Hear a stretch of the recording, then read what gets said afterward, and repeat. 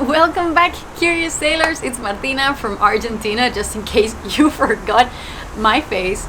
Today, reporting from my terrace. Yes, I'm back online and I'm back home in Argentina. As I told you before, my time to go on vacation was coming up and I finally made it home. And as you can see from the title, it was not easy to get here. So today's video is going to be an update video about where I've been, what was taking all my time and energy, why I kind of went MIA, and well, all the good stuff that's gonna be coming to the channel in the near future. Because yes, I did manage to record a lot of things when we were bringing the Serenade back to service on the test cruises, the first cruises of the season that I was able to participate in, and yes, when I spent 1 week stranded in the US after having 4 flights cancelled. I know this channel is not about a personal vlog. I always say that my story is just one story that you can take as an example to learn about cruise ship life, but there's been some really nice people that have been asking what has been up to because they didn't see me on social media, so here it goes.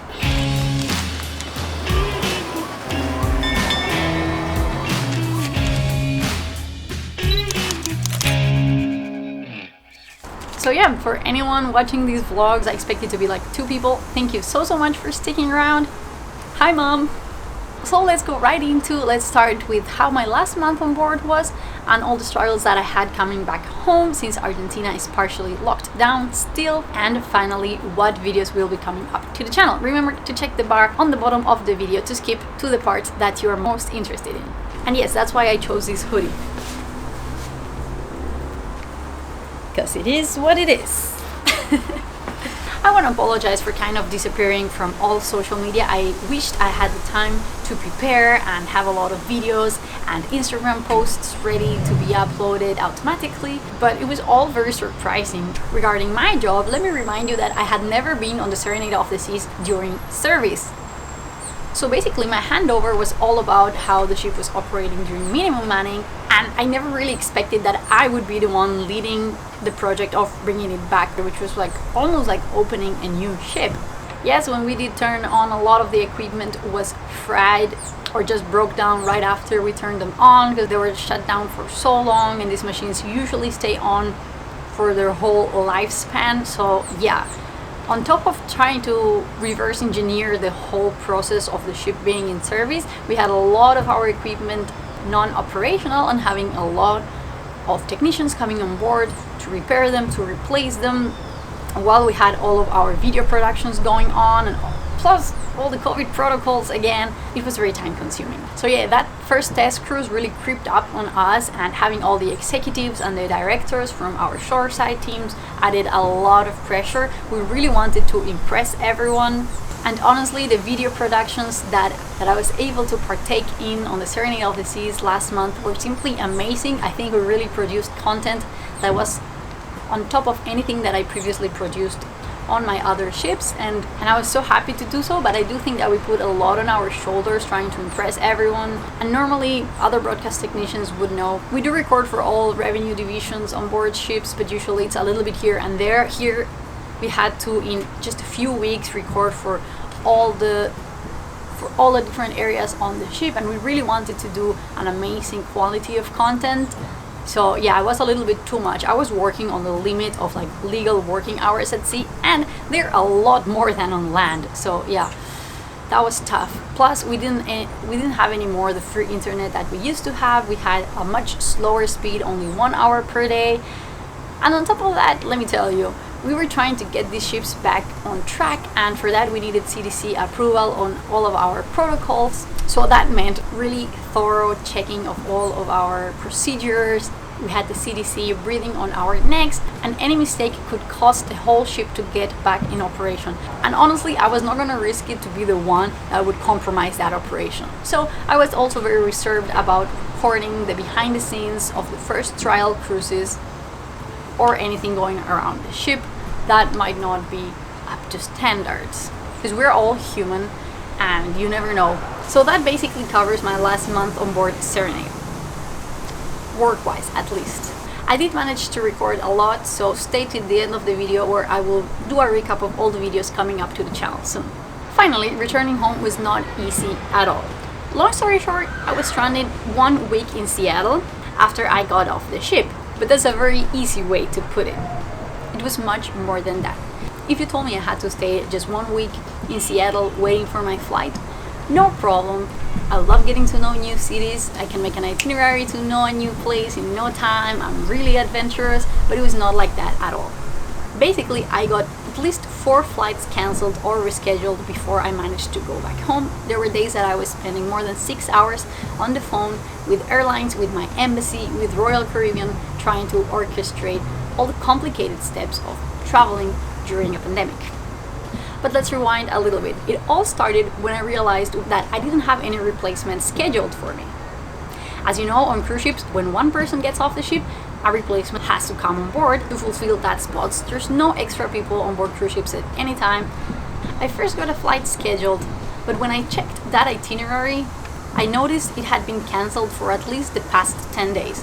And of course, they didn't trust that the flight was going to get cancelled. They just wanted to wait and see. But of course, I wouldn't know if my flight was going to be cancelled until I was already off the ship. And I'd just rather stay 1 more week helping out my team, because they would be 1 down otherwise. And of course, getting my salary and sailing through the beautiful Alaska. I knew that my team needed me. There was no chance of me getting off the ship and not caring who my replacement would be, or leaving my other teammates to handle the ship by themselves, because I knew that we were so overwhelmed with all the tasks that we had. So I decided to further extend my contract to help out until we could have a replacement in line. But even so, my country is still under a partial lockdown. Only residents are allowed to come back, but that's not even it. We have a cap of people that can enter the country per day.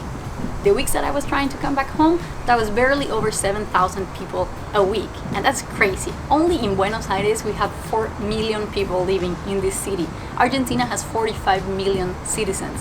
So you do the math. So I managed to stay 1 more week on board, and then I was requesting for flights to be bought from my national airline, as I thought perhaps they would be the ones that had most priority of those 7,000 spots of people getting back to the country.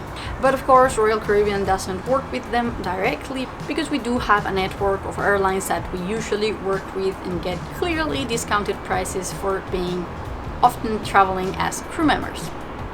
So I had to make a request to be able to personally buy my own flights, which is again not something that you normally do. So I found a bunch of flights closer to my sign-off date that now was August 2nd. But of course, by the time I got the approval, those flights were already booked. So I had to again wait 3 days in a hotel until my flight going out on the 5th. It was looking better at that point. So I'm getting off the ship, and already the CBP, the Customs and Border Patrol officer, didn't want to let me off the ship because I was gonna spend too many days in Seattle before getting my flight. Basically, this officer is in charge of getting me off the country. Even if you have a tourist visa, even if you're allowed to be in the US for other reasons, when you enter as a crew member, you have to get off on the first flight back to your country. He finally approved it, and off I went to my hotel.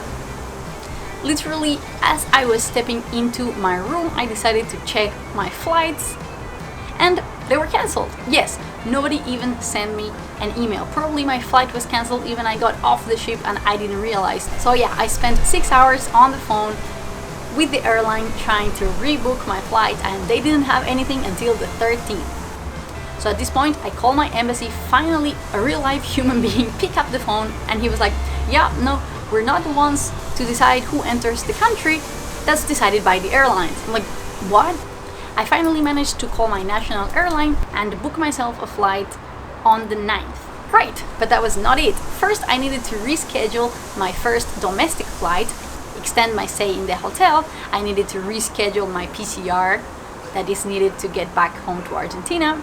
My immigration paperwork stated that I had to leave on a plane on the 5th. So I had to go back to present myself to immigration officers and request an extension of my permission to stay on land. Exactly what they wanted me to do. Cool, so now I'm flying out on the 9th. Perfect, I start to relax and enjoy a little bit of Seattle. I did vlog that as well. But no, literally the day after that, I get an email that I was rescheduled for a flight again on the 13th. It's like the world was pushing for me to fly on a Friday 13th. I don't know what the heck. So once more, I had to be in contact with my national airline, and I forgot to tell you, I couldn't even call them from the US because that number was not working because of COVID. So my mother had to call here from Argentina to them and try to connect me with them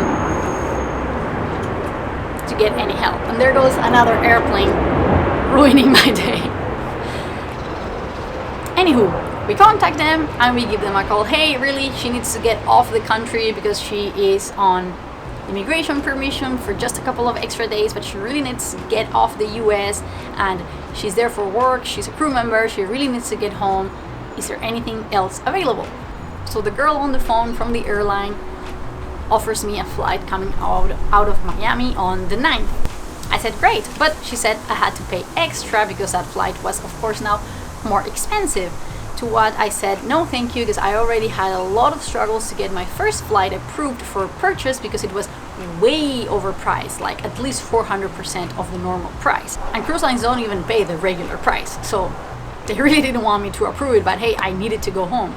So we just tell her, don't worry, don't change her flight, she's gonna fly out on the 13th. Cool, another emotional breakdown, who cares, I'm over it. I literally went to the hotel pool for the first time to relax when my mother calls me and she says, Martina, I have to tell you, please don't get upset, but the girl from the airline just called me again. She accidentally canceled your flight. I'm like, what? So when she went into the booking to try to see if there was another seat for me on the 9th, she basically gave up my seat on the 13th, and that flight was now booked completely. So she had to move me to like an even later date. At this point I was like, you know what, Mom, don't worry, now it's their problem, they have to fix it. Even if I have to fly on an airplane wing, they're gonna put me on a flight, because you always know that they have seats available, even if they're like business class or whatever. So I told her, don't worry, just wait for her to call you back, she has to solve it now, the ball is on her court. I was really crossing my fingers for a business class ticket at the end. That would be like the cherry on top, all the stress. But I didn't get that, but I got something that was not so bad. They were able to schedule me on that flight from the 9th out of Miami. That was overpriced from what I was already paying, but because of their mistake, they would not charge me that difference. So cool, there we go. My 5th flight was gonna be the one. I laugh now because it's very ironic, but in the moment it was really stressful. I was not in the mood to be a tourist. I was completely tired. I just wanted to get home. But of course, I did my best and I recorded a lot of footage of the places I've been, and I now have a lot of tips for those of you that are going to be sailing out of Seattle. So yeah, basically I had my PCR test done. I signed all the paperwork that I needed to get back home. It's very strict to get back to Argentina, which I'm happy about, but of course it's a nuisance. But yeah, it's pretty cool. They take your temperature, you need your PCR test, you need to fill some paperwork. I got another antigen test when I got to the airport. A lot of extra steps from regular travel. And I had to quarantine for a week. But it was a good excuse to just stay home and sleep it off. So yeah, here we are up to date. I'm home trying to enjoy some downtime, but of course, every crew member knows when you're home, you actually have to sort out a lot of personal stuff. You know, you go to your medical checkups, routine appointments, renewing visas, seeing all your friends and family and sorting out any stuff that you need to. So that's that. Thank you for staying for that little story time. I hope you enjoyed. And to wrap up this video, let me tell you about what upcoming vlogs we have in line for the channel. Because I did record a lot of that I just told you about. I just didn't perhaps vlog myself because I was not in the mood, but I will do all the talking and I have all the footage for you. So what's in line for the channel? I have 2 videos about crew shore leave, one in Coco Cay and one as a tour escort out there in Alaska. The 2 only times that I was able to get off the ship in almost 300 days. To tell you a little bit about the crew experience right now. Of course, the Panama Canal experience only for crew was amazing, and I have a lot of footage of that, super interesting, with a lot of time lapses of the gates and the ship going up and down. I had really stellar camera opportunities having the ship for ourselves. I'm gonna have 1 or 2 videos about the test cruise and the first couple of cruises. of the season that I was able to participate in, and tell you a little bit about the guest experience and the crew experience, because it does vary depending on the region, and a little bit about what to expect on the near future. My time in Seattle, of course, did allow me to enjoy the city. I got a lot of tips for you if that's a city that you want to explore, perhaps before you get on a cruise ship there. And finally, I will put something together for my fellow Argentinians about getting back to the country. As I said, it was a lot of paperwork, PCR testing, quarantine, extra PCR testing before you're released from quarantine. So I want to walk you through that experience a little bit so you know what to expect. And finally, as well, I'm just now renewing my visa as well, my crew member visa here in Argentina, so I also want to tell you a little bit about that. I also have a lot of videos that I've already recorded that I will be releasing eventually. I got a lot of footage of empty crew cabins to show you guys the accommodation that we have, and as well I recorded some interviews with crew members during my contract that I will put together and up here in the channel. Thank you so much for sticking with the channel after this pause. We all need some downtime from time to time, especially from social media. So I appreciate you staying around because I still have a lot to tell you about cruise ship life. So thank you so much for watching, and as always, stay curious. Ciao, ciao.